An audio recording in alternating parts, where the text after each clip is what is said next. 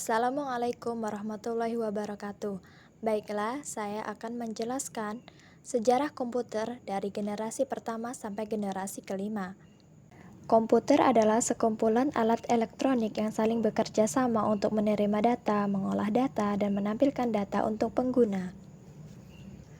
Satu komputer generasi pertama pada tahun 1940 sampai 1956. Perangkat komputer yang pertama ternyata dikembangkan untuk desain pesawat dan peluru kendali. Digagas oleh Konrad Zuse, seorang insinyur asal Jerman. Komputer generasi pertama menggunakan tabung hampa udara sebagai sirkuit dan drum magnetik untuk memori. Beginilah kira-kira penampakan komputer generasi pertama. Komputer generasi pertama ini sangat mahal dan besar, hingga mengisi seluruh ruangan. ENIAC, komputer elektronik pertama di dunia, mempunyai bobot 30 ton, panjang 30 meter, dan tinggi 2,4 meter. Komputer generasi pertama mengandalkan machine language, level bahasa pemrograman paling rendah yang dimengerti komputer. Bahasa pemrograman ini hanya bisa menyelesaikan satu perhitungan setiap waktu, serta butuh berhari-hari atau berminggu-minggu untuk menyetel perhitungan baru. 2. Komputer generasi kedua pada tahun 1956 sampai 1963.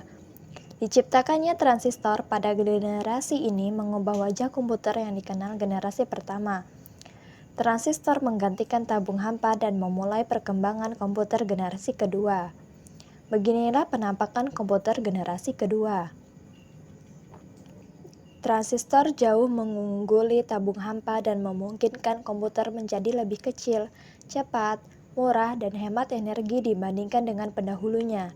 Selain itu, pada generasi ini dilakukan pengembangan memori anti-magnetik.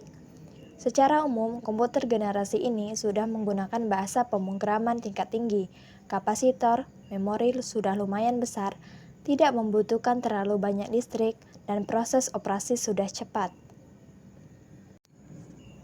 3. Komputer generasi ketiga pada tahun 1964 sampai 1971.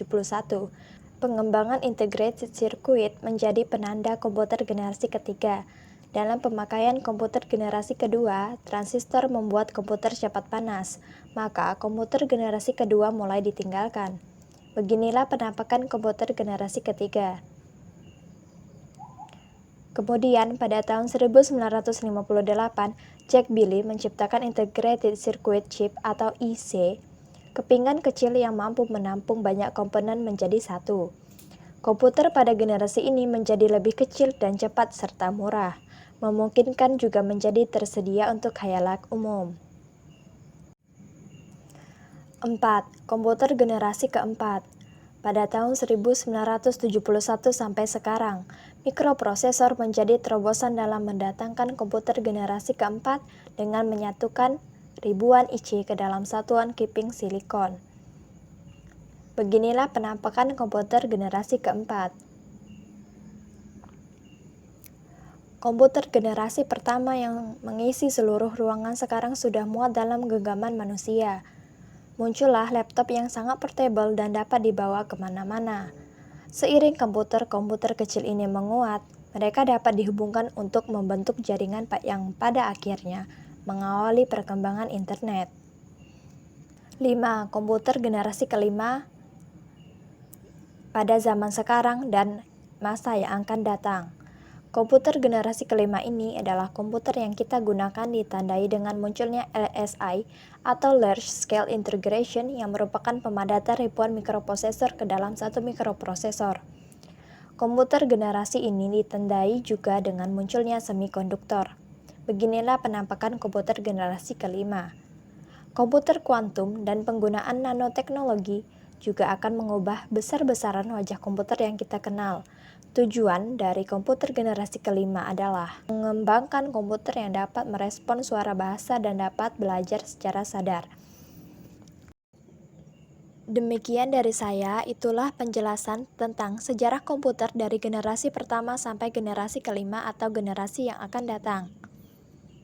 Terima kasih, thank you for watching. Wassalamualaikum warahmatullahi wabarakatuh.